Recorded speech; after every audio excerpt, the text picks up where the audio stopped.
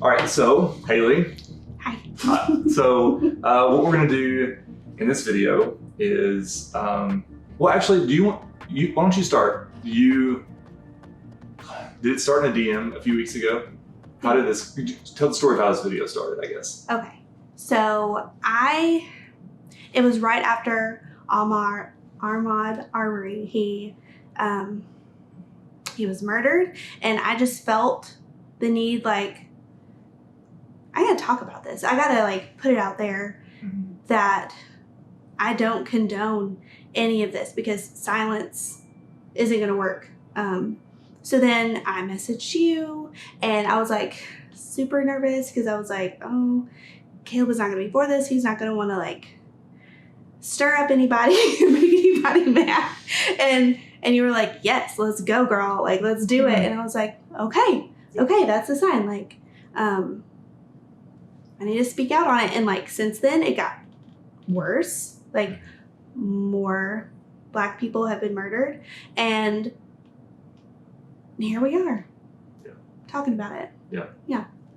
I think for me, it's been, and I told you a little bit about it, so we've talked about some of this off camera. So if at any point in this it seems like we're skipping over a lot, it's because we've already had some conversations about this. But like for me, when I have a lot of feelings, I just have a lot of feelings, and I think everyone does. I think no matter where you're at, you just have so many feelings about the whole thing. And for me, when you sent that message, it was I guess it was striking for me because it was like this moment of, I've been learning about kind of the whole context of the conversation in a new way since 2014. And maybe we'll get to that story in a few minutes, but maybe we can just start this out by you kind of saying some of the things that you feel, some of the things that you're seeing, some of the things that are frustrating to you, some of the things that are hopeful to you. Let's just start with where you're at, and then we'll kind of get the ball rolling. Okay. So I'm biracial. My dad is Black. My mom is white. And I realized, like, as a biracial woman, like, I have my own privilege. Like, I'm not all Black, and I'm not. And so I realized, like, my own privilege comes with that, and I know I need to use my voice for the more oppressed people, if that makes sense. Yeah. But on the other hand, I've experienced racism myself. But when you're biracial, it's like you get a unique experience with it, because sometimes people don't know that I am half Black. They don't know that. So they'll say something racist, not knowing, like, I'm standing, like, they don't know. And that even actually happens to my husband in the work. He is white, but it happens in the workplace. Somebody says something racist, he's like, hold up. Right. My wife is biracial. And they're like, oh. And then they don't want to talk about it anymore around him. But I'm just trying to think of, like, some experiences I've had, and I know it won't glorify God if I, like, go into detail about some of it. Well, I mean, okay, I'm going to push back on you a little bit. Sorry. Don't go for it. I think it does. I think it glorifies God in the sense of God isn't glorified when injustice is covered up. But I mean, like, because this is something I've been thinking about a lot lately. Also, caveat for this conversation, we're not addressing every single issue in the history of this conversation, so we're just talking about what's on our mind. The Bible is written, the majority of it, from the position of the oppressed. Like, literally, Exodus, right? They were in slavery. The entire New Testament, the oppressed, you know. So I think it does. They didn't cover over it. So if you feel comfortable going into detail, I'm here for it. We've got coffee, and the camera's got like a 30-minute time limit on it, so we got time for stories. Well, there have been numerous times that I've heard people say hateful things to my mom about the color of her children's skin, because it's assumed, like, you're trashy if you have biracial kids. Like, that is just like I'm not saying everybody thinks that way, but right. some people do, and let's be honest, like one person is enough. It's more than enough to say that, to make it wrong. Mm-hmm. Yeah. Mm-hmm. To have that hate in your heart, and for you to say that about children, like so. Yeah, more than that's gosh, that makes it sick. So, I mean, try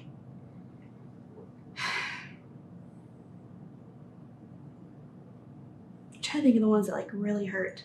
Well, can I ask you about some specific time periods in your life, maybe? Mm-hmm. When you were a kid, maybe what's the earliest memory you have of, oh man, there's something that people see as different about me that they consider not like maybe bad, maybe bad, I don't know, but that you got the connotation that it was a negative difference.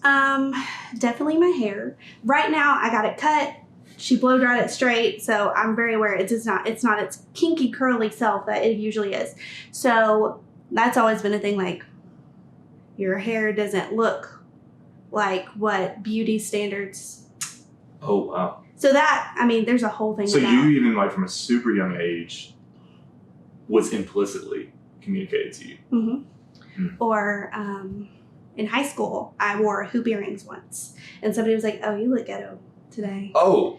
So, I know. So, like, I worked for someone, and this was in college, actually.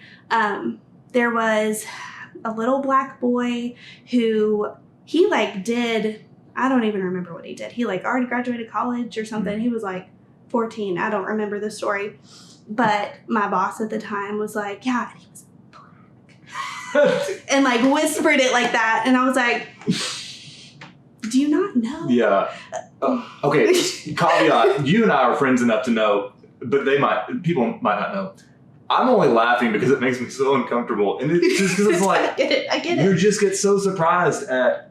You're just like, what? Well, it's like okay, when people tell a story and then feel the need to say, well, I saw this black guy at Walmart and he was picking up a bag of like something that anyone would pick up, and it's like, why does it matter that he was black? Like, also, let me not pretend that I haven't done that my entire life, Mm-hmm. So, and I think like these conversations help to just like get in and untangle some of those things in our hearts, because our hearts are weird, man. We're all, and I think that's the hard thing. Like anybody watching this, like especially on Facebook, because we're all like some of our worst selves sometimes on Facebook. I think it's weird because we're very comfortable as humans, and I don't want to use the term black and white because we're actually talking about that, but we're very comfortable in extremes. We're very comfortable in the extreme of, oh, that person's very clearly racist. They wear the hood. They burn crosses. They're in the KKK. They have a tattoo on their butt cheek, or whatever, something silly like that. And then we're very comfortable saying, well, I'm not racist because I have black friends, Yes. That classic line. But what we get really uncomfortable, or maybe it's just me, maybe I'm just very uncomfortable sometimes in the gray. And the reality is, I think we all live in the gray. I think there's a certain point where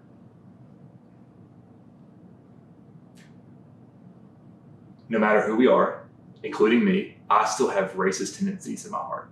Mm-hmm. In fact, I'll be honest with you. I'm not gonna lie. If I roll into the west end of Louisville and I see a black man and he's wearing a hoodie and it's maybe cold outside or whatever, I'm going to admit, I'm going to see him differently than if it was a white guy 8 streets back east, closer to the Slugger Museum or something. Mm-hmm. That's in me still. Mm-hmm. Which we all have those prejudgments. Like, yeah, we do. But I want to tell a story. I hope my friend doesn't mind. Okay. You tell the story. Uh-oh. It was last night.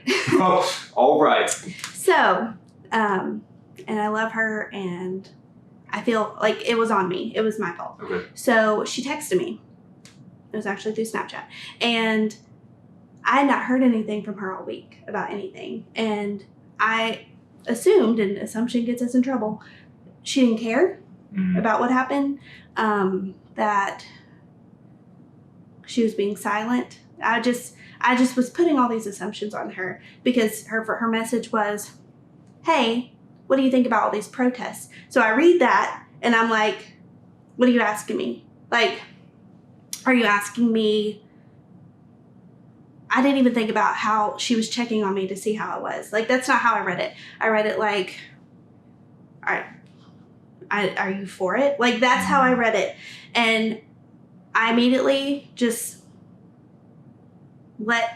I didn't know I had let hatred build up in my heart that week. I mean, I'm emotionally exhausted. And like we are. Yeah. And I said, why?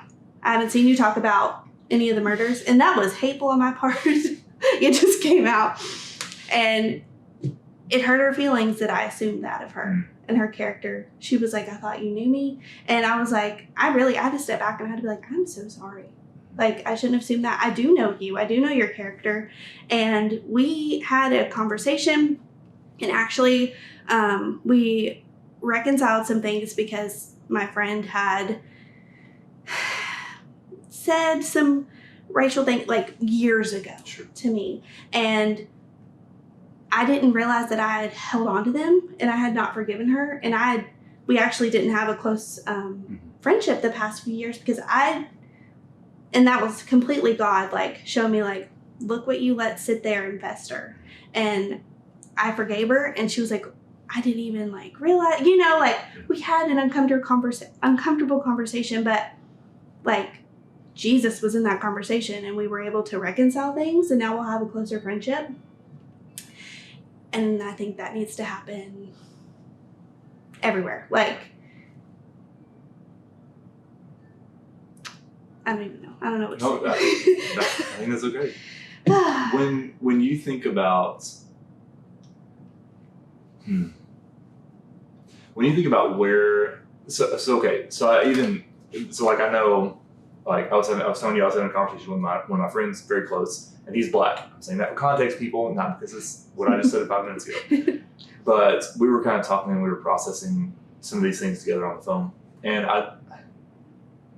because we have an ongoing conversation and relationship about that, I felt comfortable doing that. But I didn't want to put on him the weight of, teach me, my Black friend, all of these things that but I think if I'm speaking, and I don't want to do this because I don't want to speak like I'm speaking for all white people, but I think maybe something I'm observing is with the murder of George Floyd, like that was the straw that broke the camel's back in a way we were talking just before, like while we were making coffee, you've got a whole lot of things right now in context that are traumatic. Coronavirus, people pent up for 3 months, loss of jobs, economies in the tank.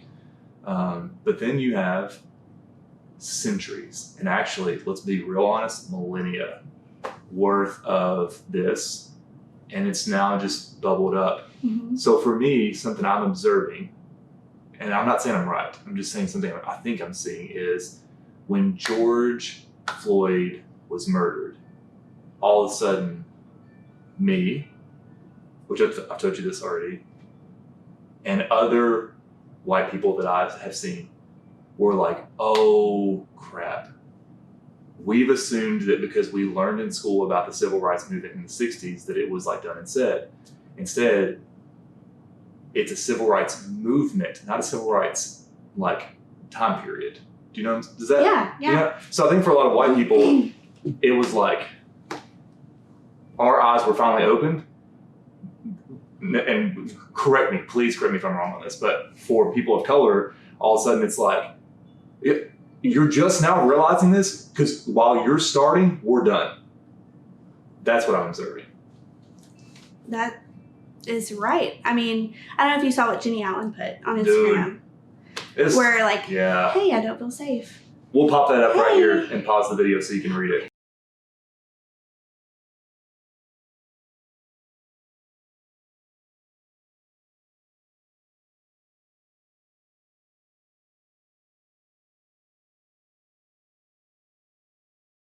And now we're back. So it's like, it had to get to this point for people to listen. And I don't condone rioting, but everyone wants to weaponize Martin Luther King Jr.'s words. They're like, oh, you're supposed to be doing this peaceful. Like, look what he did. He was still murdered. Yeah. He was still murdered. And like, I see people commenting that back, and Facebook, it's good, it's bad. Yeah. It can be used for good. Yeah. But just because you have a Facebook doesn't mean you need to put some things out there, especially if you don't understand. And the problem I'm seeing is white people. So not all, You have more than earned the right to address us as white people. It's okay. It's okay. Some are taking this time to learn and listen. And then like there's the whole other side of you're not comfortable. So let's just hope this goes away so we don't have to deal with it. And like that's our culture. And like as the church, because I can't really speak to people who don't know Jesus yet, because that hatred seed is still in their heart. Okay. It's the church. Like if you are a Jesus follower,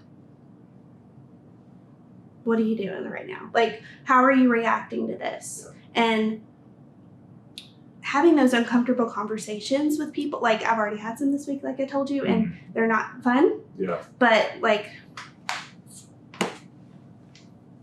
right now, like there's injustice happening and we need to be vocal about it.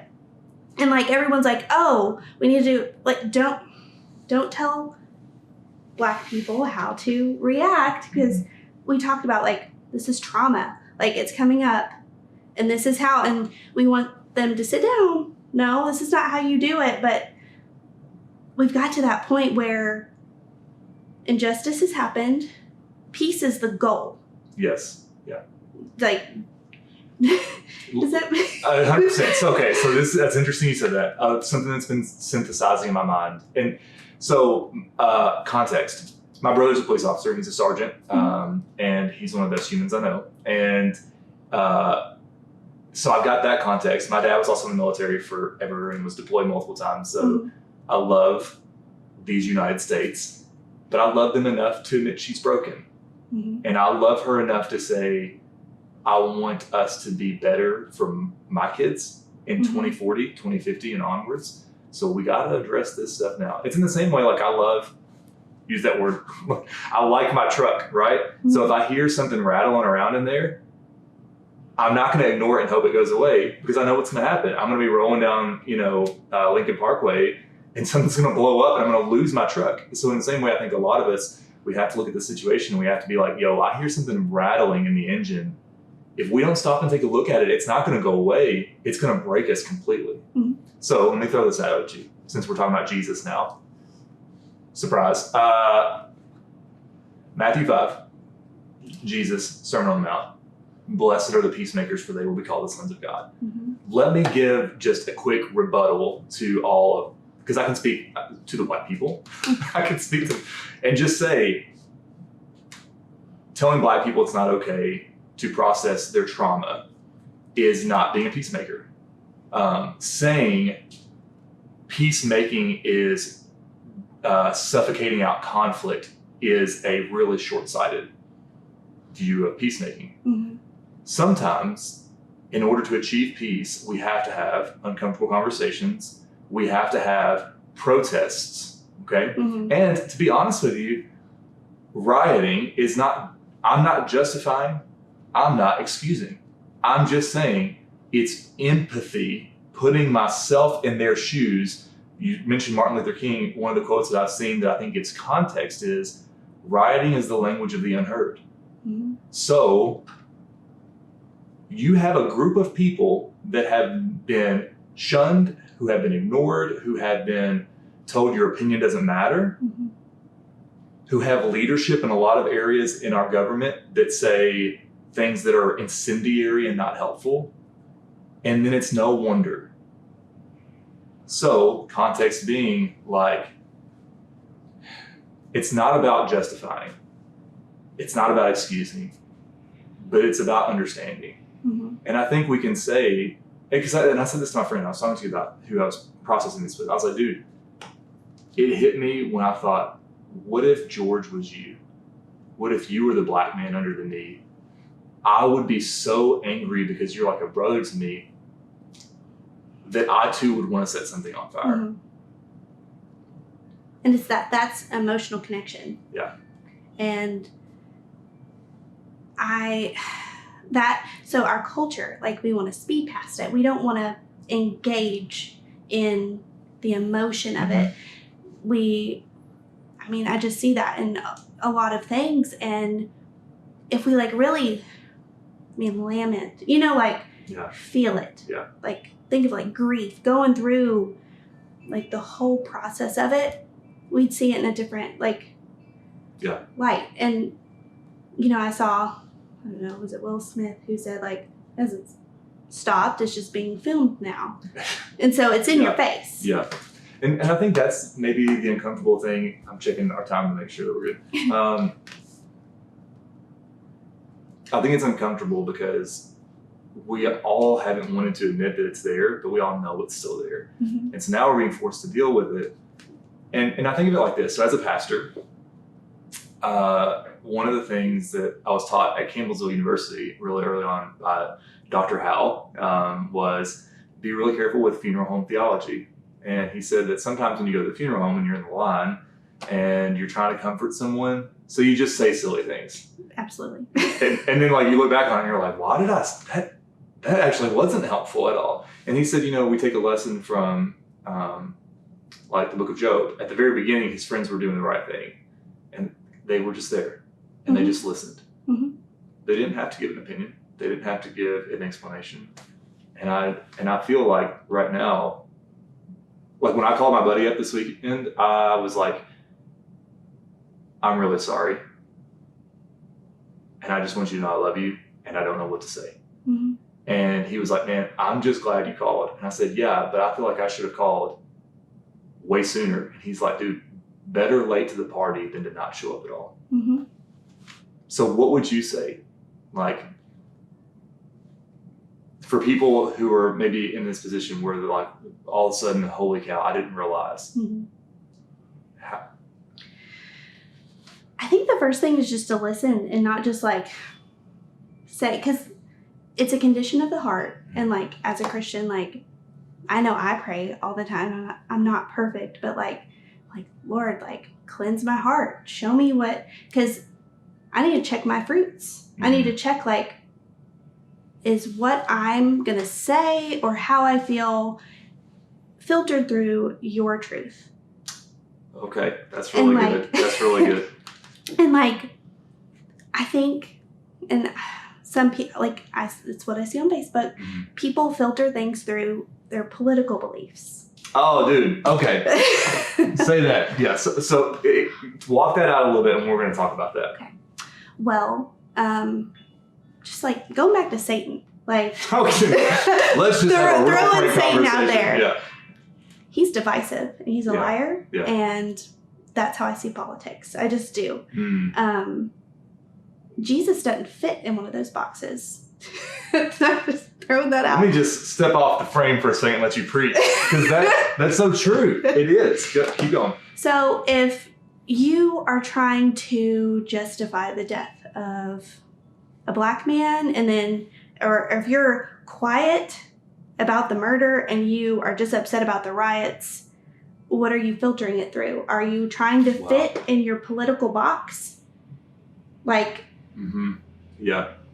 You're not filtering it through the truth that we're all created, like, we are all God's, like, image. Yes, right. And if you're trying to it's good to be informed, but if you're sitting and watching the news all the time, they're trying to engage you. Mm-hmm. They're showing you the worst. They're trying to get you to think how they think. And like, that's where it's uncomfortable, is if you go to the word mm-hmm. of God and then you're uncomfortable because you're like, wait, that doesn't fit in my politics. Yeah. And it should be the other way around. I find that entire conversation interesting because, and this is what's tricky, right? So like, this video is filled with landmines of offensiveness to people, because what's interesting is we're now so deep into, like you were saying, the heart issues of this whole thing, where it gets really uncomfortable. So like, a lot of what I do is counseling. Mm-hmm. And I just don't really care to spend a lot of time on things up here, you know, like we could address, you know, the reasons maybe that caused you to come for counseling, or maybe we could talk about what's kicking around in your heart, what's Mm-hmm. going on in there, how are you Mm-hmm. feeling, what, you know, what's actually going on in there. Mm-hmm. I think one of the things that you said that was brilliant was how you're feeling about the situation might be an indicator to how you're viewing it and through which lens. Mm-hmm. So how are you seeing Christians respond in a way that maybe isn't helpful in that sense? In that, Yeah. well, because for some of my friends on Facebook, they were quiet about the murders until the riots started. And that was kind of like what the news was. They were waiting to see how political, like those reactions versus, no, you should be outraged that an innocent man died. And like, any injustice is horrible, but like right now it's Black lives. Like, Yeah. yeah. Yeah. And Listen, you don't, that might be in the comment section of this video, but you don't have to do that with me. Yeah. Yeah. I got you. And like, I know through this pandemic, like I saw a lot of people putting like the Lord was showing them their idols during that time, like idolizing sports or anything like that. And I'm like, well, this is showing if you have nationalism, patriotism as idols, it's not really bad until you put it before God. Mm. It's not a bad thing to be patriotic, because my dad is in the military. Right. But I wasn't mad that Colin Kaepernick was kneeling, because I love my country, but why is he kneeling? Like everyone's 100%. like, you can idolize a flag. Yeah. Okay, so context on that. So no one in the comment section of this or in their side conversations perhaps will ever be successful in accusing either of us of not having paid some type of price. When it comes to patriotism, I love the red, white, and blue. Yeah. 1000%. Mm-hmm. In fact, I don't even want, part of me wants to go really snarky right now and address potential comments in the comment section just because I'm feisty and I've had too much coffee this morning. During my most formative years as a child, my dad was deployed. I have paid a sacrifice. Mm-hmm. So I get to say this. When my dad sees protests of the flag, etc., or of the United States, he doesn't get mad.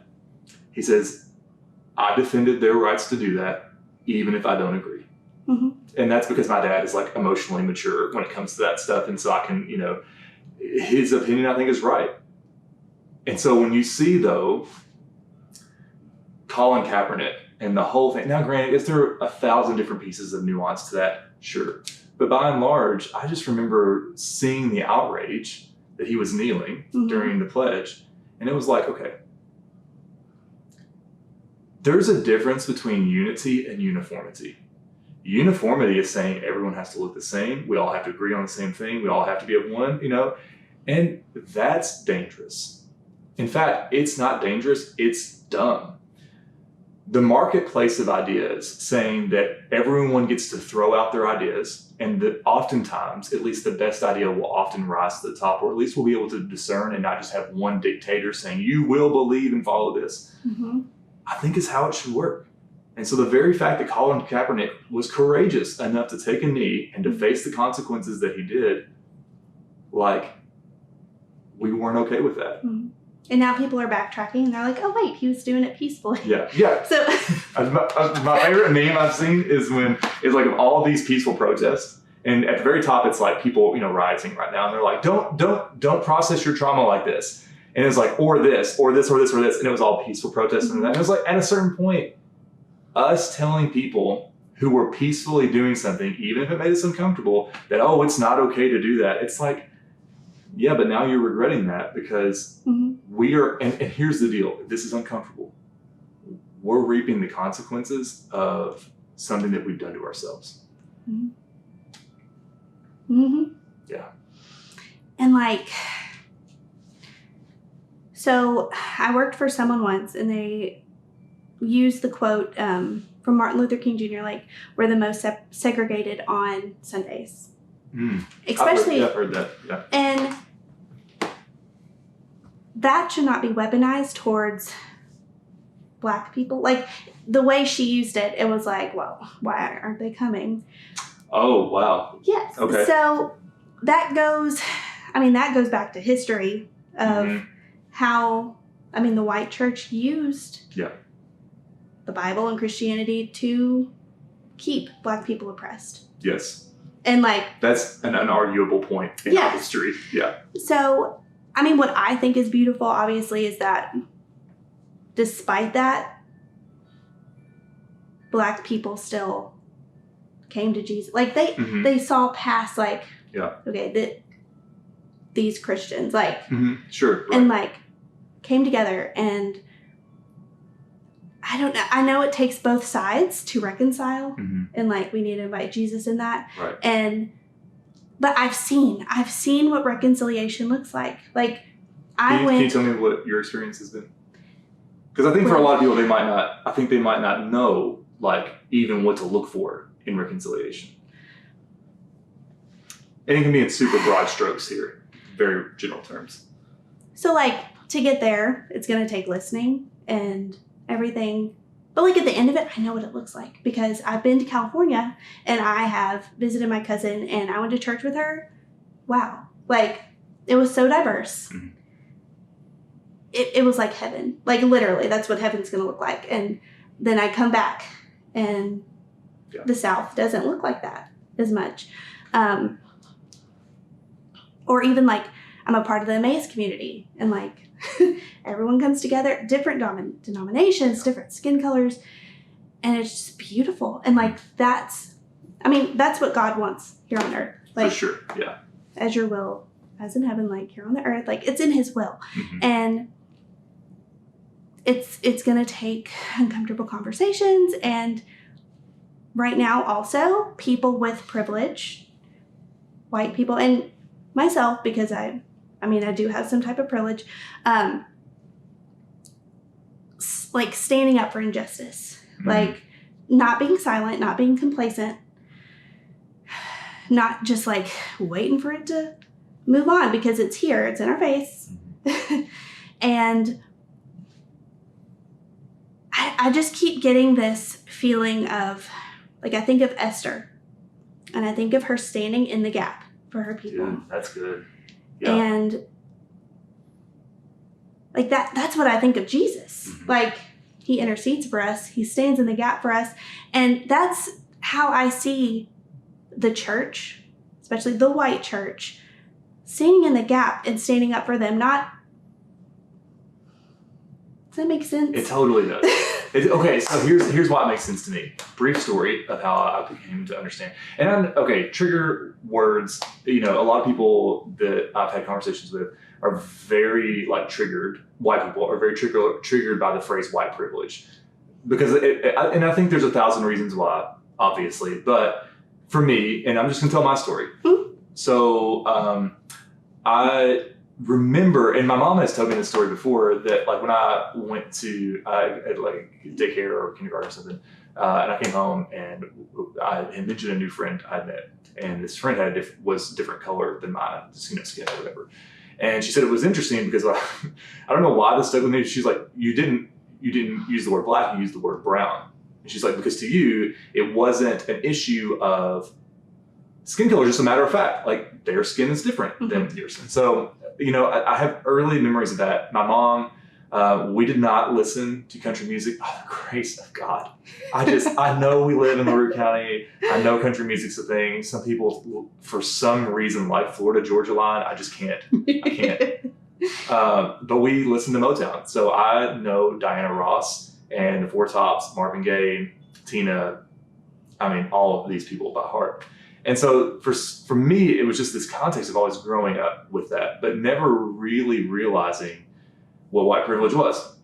So 2008, I go to India, had an amazing experience getting to see what it was like to be in a different culture. But for me, it wasn't really shocking because Indians, at least in the province we were in, it was just tan. It wasn't like superbly different. It wasn't contrast. Mm-hmm. And then when I went to China, spent some time there. And again, it wasn't, I was taller than a lot of people there in that particular region, but that was like the biggest contrast. Our skin color was very close. So visually, and I think that's for me what this is about. It's about the visual that it took to get me to see. Then in 2014, I began going to Africa. I've been like 7 times since. And I remember the first time, and we're in the airport in the northern region. So now we've gone from the international airport to the regional airport. And I was like, whoa, there's a lot of Black people here. And I know that sounds obvious, but to my brain, it literally took becoming the visual minority to begin to understand, hang on a second, is this how my Black friends feel in America?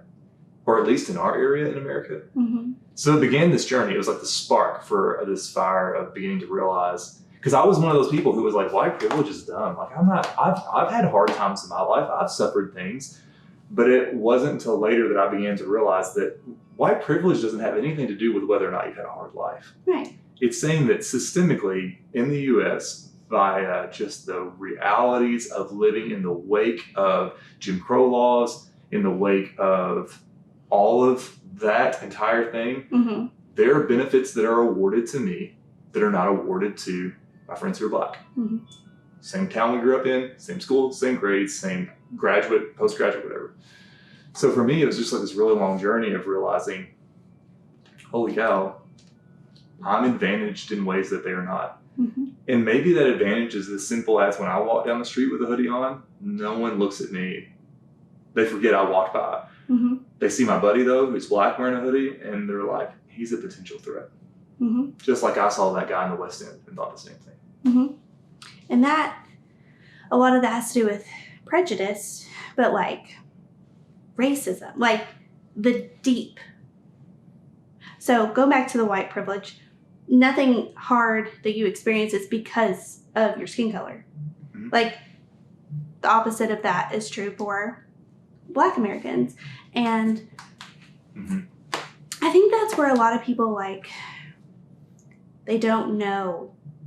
Like when you say systemic racism, when you Mm-hmm. say that, they're like, what? Like they don't know. And if you really look,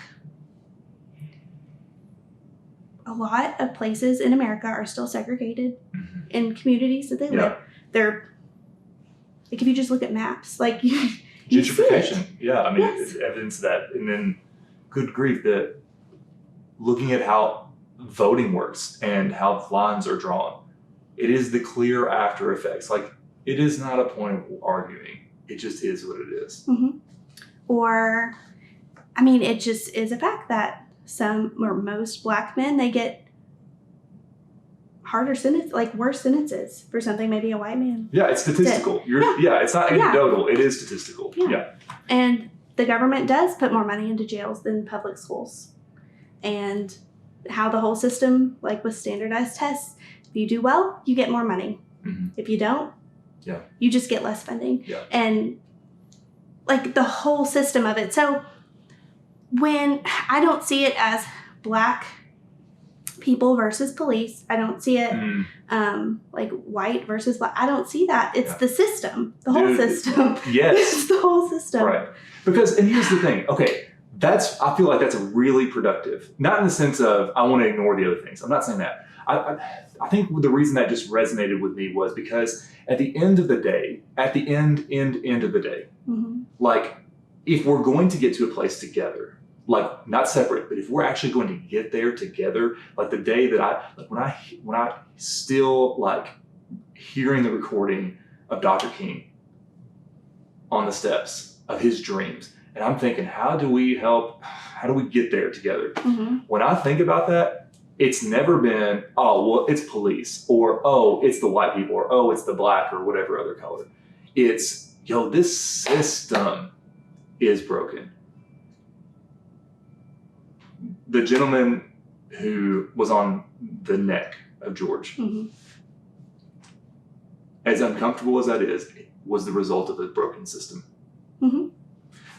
A broken system, perhaps. And I don't know. And let's zoom out from him now, because we don't need to talk about him anymore, unless we need to, and which we can. But I don't want to glorify that by mentioning. But let's zoom back out to those types of things.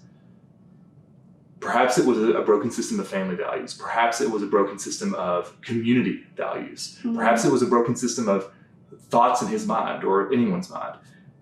I don't know what it was, and I don't want to presume upon that. Mm-hmm. But what I do know is there's a broken system somewhere. Mm-hmm. And I think what we might agree on, not putting words in your mouth, but I really think it's the kingdom of God that comes in and says, he's almost like the father who steps in and is like, I created you guys, and we have to figure out how this whole thing is going to be. Because it's not going to be, the government is not appointed to fix this. Yeah. Our leaders are not, the church is. Like, Yeah. we're supposed to be the salt and light. Like, Yeah. people are supposed to look to the church for that. I don't know. Like, Yeah, no. Well, I think it goes back to what you said, the Lord's Prayer. So let's talk about Jesus for a second. Jesus is on the mountain. And Jesus, let's just get this straight. Middle Eastern, he looked far more like an Afghani, an Iranian, Egyptian, or whatever you want to, whatever Middle Eastern place that we think of. He was that. He was not Brad Pitt. Okay, as much as we all know Brad Pitt's just a handsome man. He was that. He was a Middle Eastern man. And so already context, but he's on the mount, and he's like, listen, this is how we're going to pray. mm-hmm. God, let your name be honored. And then let what's done here on earth be as it is in heaven. Mm-hmm. And like you said at the very beginning, I think there's a lot of people in churches right now who are going to be real surprised when they get to heaven and they're like, oh, there's black people here. Mm-hmm. Or, oh, there's a Mexican here. Mm-hmm. Or a Latino, however you want to phrase that. And I just think that what you said is so key. Like, if we know what the goal and the end game is in mind, that helps us begin to work towards that. Mm-hmm. And I know some, like, I know I'm emotionally exhausted. Like, you are. We are. And I see some, I just feel like we are equipped with God's power. Like, Mm-hmm. we can live in victory already. Mm-hmm. And some people choose not to engage. Mm-hmm. And they're like, and don't get me wrong, I'm looking forward to going to heaven. For sure. Right. But they're like, right. all right, Jesus, come get us. Yeah. I'm tired of dealing with it. But we're put in this situation to be his hands and feet. Mm-hmm. And to just give up. No, I know. That it's a mindset. And Can I talk about something that makes me really hopeful? Can we get to hope for a second? yes. Because listen, by default, let's burn the system down. I'm like, challenge everything, Food really gives me hope. Mm-hmm. I don't know if you have watched Chef's Table at all on Netflix. I've not, but I've watched Gordon Ramsay. I've not watched Gordon Ramsay. Okay, we just swapped homework. Chef's Table, me, Gordon Chef's Ramsay. Table, okay. They did, or no, it wasn't. Chang. What is this? David Chang, maybe? He's a chef. He's a really famous chef. Anyways, it was him. Ugly Delicious was the show on Netflix. It's still on Netflix. He did this episode on fusion food. Like, so taking like different cuisines, like let's say Asian cuisine and Central American cuisine. Fuse them together. When I watched that, it did the same thing for me that when I was a kid and heard for the first time hip hop and classical music mixed together in the same song. I thought, oh man, we take these two awesome things, we put them together, we get something even better. Mm-hmm. That's what I'm looking forward to. Yes. And we kind of talked about it before the video, like hope, like where I see hope in this. And it is like those pictures of black protesters protecting a cop. Dude. But like on the other side of that, like when cops join the protest, Yes. like that's beautiful because like that, it's not police versus black people or the protesters. Mm-hmm. That's on either ends. People are going to stir up hatred, especially if they don't know Jesus. Yes. And that's like standing in the gap. That's what I see when I see that. And I see like beauty in that. And I also saw, So there's a mom in this community, and her son is cop, state trooper 1. Okay. And she put out, like, she's worried about her son. Yeah, 100%. And then on the other side of that, there was a mom with a black son, and they, like, exchanged empathy. And that is beautiful. And, like, gives me a lot of, like, goosebumps. Yeah. It's like, we're feeling the same way. Yeah. And I don't like when people are like, you don't believe what I believe? We're not friends anymore. Delete me. Like, no, that's beautiful. Like, they're on, but really they're together in their empathy and, like, their love for their sons. Yeah. Yeah. Okay. So, yes. What gives me so much hope right now is the amount of de-escalation I'm seeing. So, like, we both work in the school system. Mm-hmm. One of the things we're trained on is de-escalation, trauma-informed care, all that stuff. When I see on both sides of protest, you know, because the police are there because it's their job to protect, you know, public, you know, or, you know, like, say, for instance, like, they're in a downtown area to protect, you know, whatever, and to help to try to keep things from getting out of control. Like, that's the objective point of their job. But the protesters also have an objective point of saying, hey, we're here to get across the message. But then what's warmed my heart so much is seeing the displays of empathy. Like you were saying, there was this one video I shared on Instagram last night of a sheriff who put down his helmet and his baton and joined the moms with the little kids and the dogs, and, you know, and they're all walking together. And I just thought, because this was the honest thought that went through my mind. Mm-hmm. Because I'm playing a lot of mental chess right now. As a white person, I'm like, okay, am I saying the right thing? Or am I going to be seen as going too shit? Like, I feel that. I feel like, am I doing the right thing for my black friends? Am I doing things to not alienate completely? Right. You know, but what gave me confidence in sharing that this morning was, it's like, that's the hope of the vision of the future that I want to see. Mm-hmm. Because it's people saying, hey, we're at the end of the day, we're all on the same team. And saying that we're all on the same team is not abdicating responsibility, that we have a responsibility to fix the systemic thing. It's just saying, like, when you were seeing the moms, mm-hmm. that's what we hope for, mm-hmm. is empathy mm-hmm. and understanding. Mm-hmm. And that's just them listening to each other. Yeah. And right now we need to listen and not talk, as you know. Yeah, I could probably do that more. Well, it's with anything, and I just, like, I already felt like, especially with the pandemic before things got worse with the Black community, like, I already felt like we were going towards revival. Like, I already felt that. Dude, yes. Like, when Kanye got saved, I don't know if you've seen those TikToks where it's like, it was a cultural reset. Yeah. Like, it was. Yeah. that shocked me. So, Well, and that's been, listen, I can talk hip hop, really. This is like my favorite thing. There has been, Kirk Franklin has been doing behind the scenes work with so many cultural influencers in the hip hop community for a long time. I think Snoop Dogg's working on a gospel album. awesome. And there are some people who are like, well, there's only cultural. And it's like, would you please be quiet? Like, Christians, we're the worst sometimes. We're like, if someone's not, like, dotting their I's and crossing their T's in their theology because they're a new believer, we're like, heretic. Ban cancel culture. Take their books out of the bookstore. And I'm just like, let's all just calm down and recognize that when you got saved, you didn't have 3.7 million following you on Instagram, okay, to critique your every move. But that being said, there's so many hopeful things going on right now that it's like, we are going to get there. Mm-hmm. And like you said earlier, God has given us the honor of being the outpost of hope.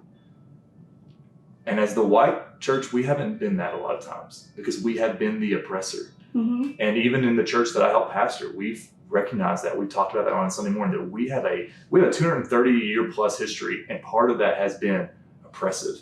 And repented of that. Mm-hmm. And so some of it's not bad to look at the past and say that was wrong. But what's wrong is to ignore it. Mm-hmm. Because if you ignore it, you can't work towards a better future. Right. You know? Right. And I think, like, that's, like, all in the Bible, communal sin. Like, yeah, dude. Even though oh gosh, like, yes. you didn't do it, but, like, as a whole, we're still guilty of it. Mm-hmm. Yeah. And so that being said, is there anything else you want to talk about? Yeah, I'm down. I don't know. We can always do a part 2 to this. I'm serious. If people have even hung on this long, then may the Lord bless you and keep you. I feel like later on there'll be More things. more things to talk about, but Yeah. I think just during this time we need to, I don't know, I'm looking at who I look up to, like women pastors I look up to, Yeah, and sure. like Jenny Allen, Bianca Oatboss, Oh, dude. Beth Moore. Yeah. And I'm just like, they get, like, I don't know, I'd probably look at things differently, but they're saying what I'm feeling, Yes. what I'm thinking, so Yeah. I'm like, And those 3 women right there, can one of them please run for president? I vote for them. Yeah. Well, but what I like, Bianca Olthoff, as she pastors that church, she's just saying so much of what's true. Mhm. She is just saying what's true. Beth Moore saying what's true. Jenny Allen saying what's true. And I think that's what we need to surround ourselves with. It's just people who are saying what's true, and then here for conversation. Because this is, and I saw this morning, someone said, when all this eventually does move on and we focus on a different topic as a nation, understand that we still need your voices, because this is a marathon. We're not sprinting for the next news cycle.